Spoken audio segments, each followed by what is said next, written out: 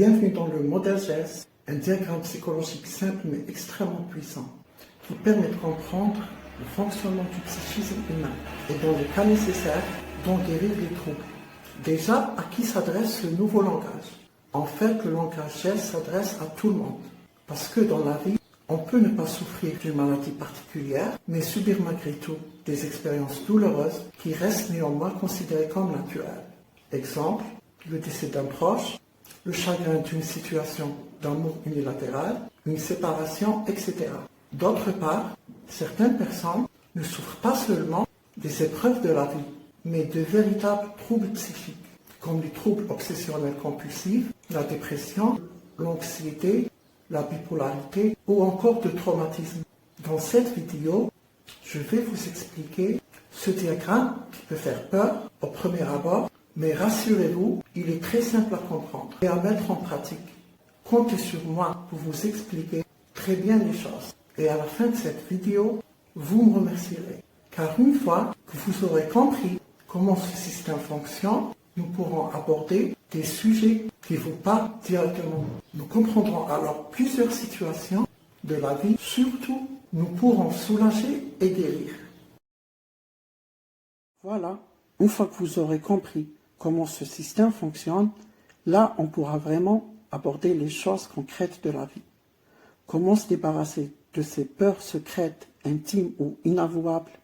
Comment une simple idée ou un simple principe peut nous empoisonner la vie? Comment agir après avoir vécu un traumatisme et les erreurs à surtout ne pas faire? Comment faire pour oublier une personne qu'on n'arrive pas à oublier? Comment tendre vers un rétablissement sain après le décès d'un proche? Comment agir face à une situation d'amour unilatéral? Pourquoi l'imagination peut être néfaste dans certains cas, etc. En fait, la liste est loin d'être finie. Alors êtes-vous prêts? Car nous allons plonger au cœur de notre cerveau et explorer notre psychisme. Avant tout, ce schéma n'est ni de la physique, ni des mathématiques, ni même de la psychologie professionnelle. Il est destiné à des gens ordinaires comme vous et moi. Mon but est justement d'expliquer simplement comment fonctionne notre psychisme, afin que chacun puisse le comprendre et s'en servir dans la vie quotidienne. C'est-à-dire que si vous êtes de profil littéraire ou vous n'aimez pas les choses compliquées, vous ne serez pas brusqué dans cette vidéo. Déjà, commençons par ce qui saute aux yeux et qui peut faire peur. Les signes plus et les signes moins. En réalité, c'est très simple. Les signes plus représentent toutes les choses positives qui peuvent arriver à une personne. Cela peut aller des choses les plus banales aux choses les plus sérieuses. Par exemple, manger son plat préféré, trouver un billet de banque par terre, rendre visite à ses petits-enfants, ou des choses plus importantes comme se marier avec la personne dont on est amoureux, réussir son bac, gagner au loto. Voilà, donc il y a plusieurs degrés. Les signes moins, c'est l'inverse. Ils représentent les choses négatives qui peuvent arriver à une personne. Et là aussi, cela peut aller des choses des plus banales aux plus graves. Par exemple, tacher son pull, brûler son repas, ou des choses plus sérieuses comme contracter une maladie grave, perdre un membre de sa famille. C'est aussi simple que ça. Et on les appelle les informations théoriques. Donc voilà, les signes plus représentent les belles choses qui peuvent arriver à une personne au cours de sa vie. Exemple, gagner au loto, manger son plat préféré, etc. Les signes moins, c'est l'inverse. Donc c'est les mauvaises choses qui peuvent arriver à une personne au cours de sa vie. Par exemple, tomber malade, rater un examen, etc. Et on les appelle, c'est-à-dire les signes plus et les signes moins, les informations théoriques. Maintenant, jetons un coup d'œil aux axes. Nous avons l'axe horizontal. L'axe horizontal représente le temps. Par exemple, là, c'est maintenant. Là, c'est hier. Et là, c'est demain. Maintenant, l'axe vertical. Sur l'axe vertical, nous avons le conscient, l'inconscient et l'hyperconscient.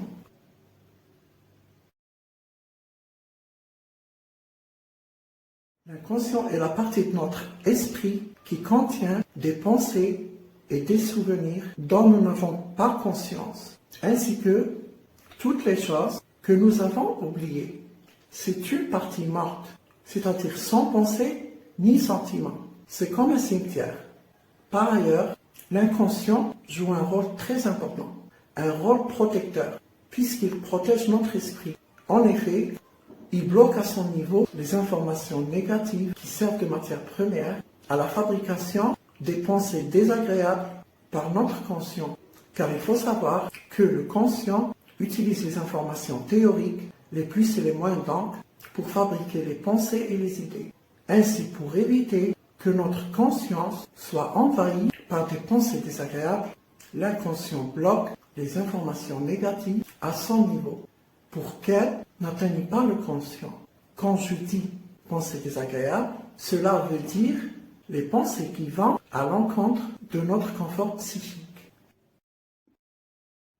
Voilà, donc pour revenir sur ce passage, c'est simple. Pour qu'une idée ou une pensée prenne vie, elle doit passer au niveau du conscient. Par exemple, si aujourd'hui votre maman vous a préparé votre dessert préféré, le tiramisu, et que vous avez aimé le déguster, il est donc défini dans votre conscient. Mais après 10 ans, les informations théoriques qui désignent ce dessert seront passées au niveau de l'inconscient.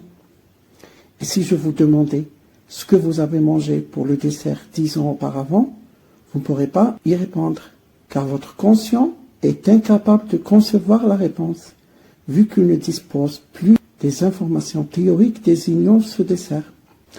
Et on retrouve le même mécanisme pour faire face à des idées qui nous mettent mal à l'aise, comme par exemple la culpabilité. Je vous donne cet exemple. Beaucoup d'entre nous mangent du poisson. Ce poisson est pêché. Jusque-là, rien d'extraordinaire. Maintenant, je vous ajoute cette vérité scientifique. Sachez que lorsque les poissons sont hors de l'eau, ils suffoquent.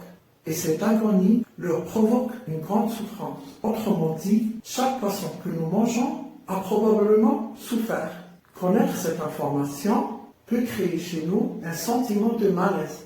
Et c'est là que intervient l'inconscient. Car d'un côté, vous pouvez ressentir de la culpabilité, voire de l'empathie envers ces créatures, du moment que vous n'êtes pas sadique. Et de l'autre côté, vous avez toujours consommé du poisson. Et vous avez du mal à imaginer votre vie sans jamais en consommer. Mais si vous essayez d'approfondir cette pensée, vous aurez du mal à aller jusqu'au bout. Car tout simplement, votre conscient n'a pas de matière première pour produire des pensées ou des idées en ce sens. Autrement dit, il n'a pas assez d'informations théoriques car elles restent retenues au niveau de l'inconscient. Voilà donc, revenons sur cet exemple, comme on l'avait vu précédemment, pour qu'une pensée puisse prendre naissance, sa matière première, c'est-à-dire les plus et les moins, qu'on appelle les informations théoriques qui la désignent, doivent se retrouver dans le conscient. Mais comme ces pensées sont désagréables, qui dans ce cas de figure s'appelle la culpabilité, pour nous protéger d'être envahis par un sentiment de culpabilité ou de bouleverser notre vie en renonçant au poisson, l'inconscient retient à son niveau les informations théoriques de ses pensées. Le conscient se retrouvant alors sans matière première et du coup il ne peut pas concevoir des pensées qui alimentent une discussion en ce sens. C'est ce qui arrive à une personne non végétarienne face aux réclamations des personnes végétariennes ou véganes. C'est l'inconscient qui crée chez vous une abstraction et vous rend sourd-muet à leur discours, tout simplement pour vous protéger. Et bien entendu, ça reste un mécanisme de défense naturel.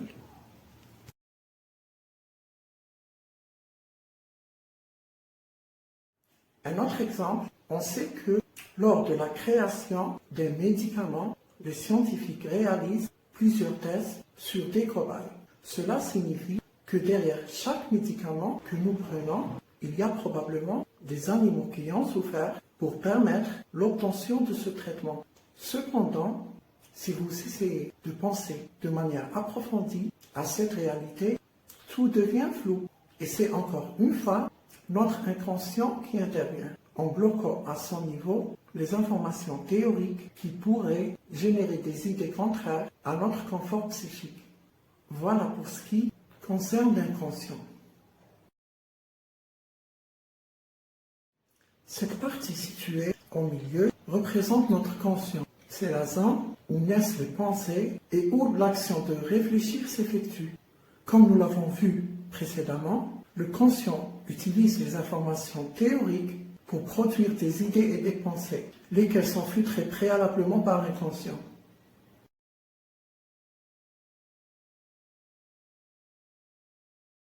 La partie supérieure s'appelle l'hyperconscient. Il représente l'essence de notre identité psychique. Il est constitué de l'ensemble de nos vérités intérieures qui nous composent, de notre nature, qui par définition est constante, de l'inné, c'est-à-dire des dispositions naturelles qui font partie de notre identité profonde, ainsi que de nos convictions, de notre vécu et de notre relation avec l'environnement. Par ailleurs, l'hyperconscient constitue l'endroit où sont définies les informations théoriques qui forment notre mémoire latente, c'est-à-dire les contenus de l'esprit qui ne sont pas dans la conscience actuelle, mais qui peuvent remonter facilement à la conscience. Prenons cet exemple pour mieux comprendre l'hyperconscient.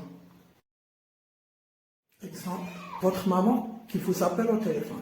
Vous ne pensez pas constamment à elle, mais dès qu'elle vous appelle, sa définition théorique s'impose à votre esprit. Car en réalité, les informations théoriques qui constituent votre maman sont stockées dans l'hyperconscient. Bien sûr, dans cet exemple, la maman doit être vivante. Voilà, nous avons vu un aperçu général des éléments qui composent le diagramme GES, ainsi que la relation globale entre le conscient, l'inconscient, l'hyperconscient et les informations théoriques. Avec les connaissances acquises jusqu'ici, nous allons entrer dans le concret, comme je vous l'avais promis. À partir de là, les choses deviennent très intéressantes et très concrètes, et vous allez apercevoir toute la puissance de ce langage.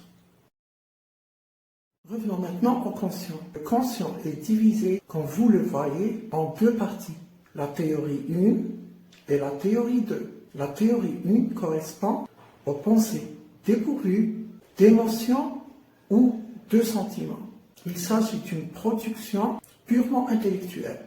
La théorie 2, quant à elle, correspond aux pensées associées aux émotions et aux sentiments. Retenez bien, théorie 1, pensée sans émotion, théorie 2, pensée plus émotion.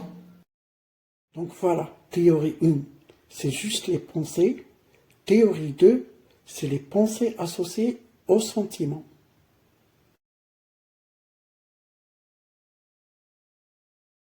Pour illustrer cette distinction, prenons quelques exemples.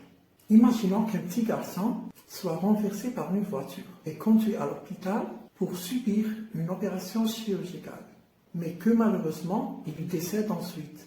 Pour le chirurgien qui l'a opéré, l'enfant se situe au niveau de la théorie 1. Le chirurgien sera pratique et objectif. Même s'il peut ressentir une certaine tristesse, il tendra naturellement à reprendre le cours de sa vie après le travail.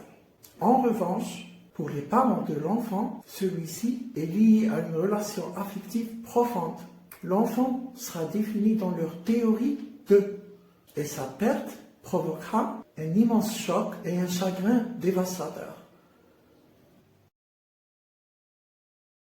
Un autre exemple.